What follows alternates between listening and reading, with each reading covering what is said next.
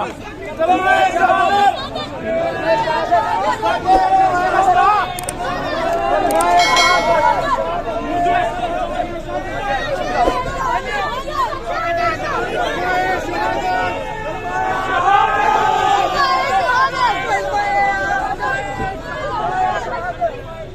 बड़ी तादाद थी कारकुनों की जिन्होंने शहीद को जो है नमाज जनाजा में शिरकत की और अभी सब जो है तदफीन के लिए जा रहे हैं यहाँ से।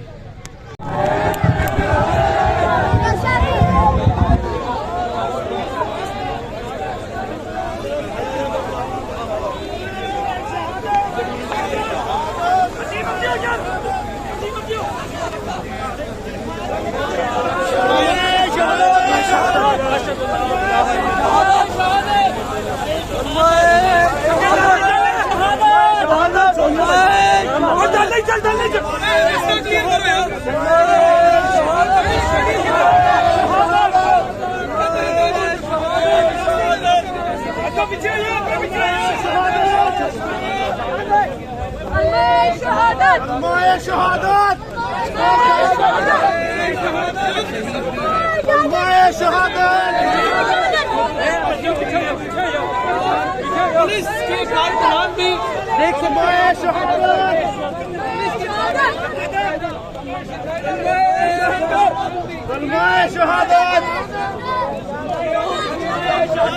ठीक है यार, ठीक है भट्ट साहब।